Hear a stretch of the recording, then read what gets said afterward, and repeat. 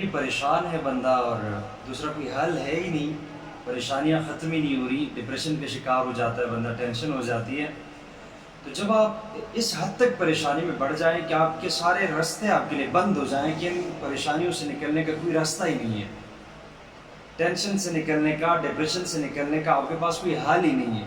جب ایسی صورتحال آپ کی ہو یا پھر کسی اپنے کی آپ کی ہو، آپ کا کوئی اپنا اس کی ایسی کوئی صورتحال ہو جائے، آپ کا کوئی یار دوست ہے اس کی کوئی ایسی صورتحال ہو جائے کہ اسے ٹینشن اور ڈپریشن سے نکلنے کا کوئی راستہ ہی نظر نہ آتا ہو، تو ایک صورت میں آپ کو بتاتا ہوں، مختصر سی صورت ہے،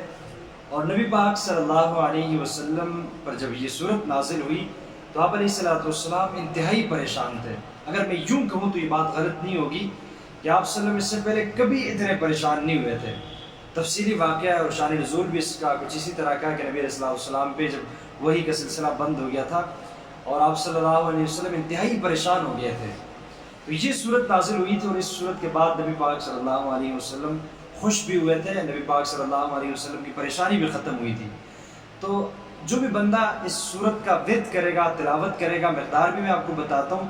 فوائد اس کی سب سے بڑے یہ ہیں کہ آپ کو ٹینشن اور پریشانیوں سے اللہ تعالیٰ نجات دے دیں گے، اور یہ بھی نہیں کہ کہیں دن لگ جائیں گے، یہ بھی نہیں مہینے لگ جائیں گے اس کے ورد کرتے کرتے، اس کے بعد نہیں، آپ آزما لیں اس چیز کو، جیسے ہی آپ اس صورت کی ایک بار بھی تلاوت فرمائیں گے انشاءاللہ آپ کو سکون ملے گا، آپ کی پریشانیاں آپ بھول جائیں گے، آپ کی ٹینشن آپ بھول جائیں گے، ایک بار تلاوت کرنے سے آپ کو اس صورت سے اتنا سکون ملے گا۔ صورت کون سی ہے اور کتنی بار آپ نے تلاوت کرنی ہے اور کس طرح تلاوت کرنی ہے؟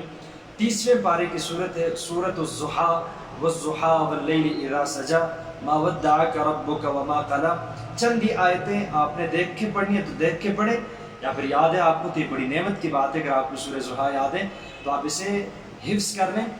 اور زبانی آپ پڑھیں، حفظ اگر آپ کو ایک بار پڑھیں آپ کی تمام تر پریشانیاں اللہ تعالیٰ ختم فرما دیں گے۔ بعض اوقات ہمیں پریشانیاں آ جاتی ہیں، پریشانی کے وقت انسان ایسے کام کر گزر جاتا ہے جن کے لیے بعد میں انسان کافی پچھتاتا ہے۔ پریشانی جب بھی آتی ہے،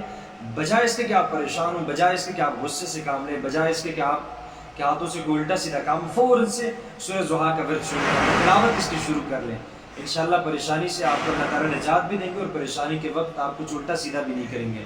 آپ 1 مرتبہ پڑھیں، 2 مرتبہ پڑھیں، 3 مرتبہ پڑھیں، جب تک آپ کی پریشانی ختم نہیں ہو جاتی سورہ ضحیٰ کی تلاوت آپ نہ چھوڑیں۔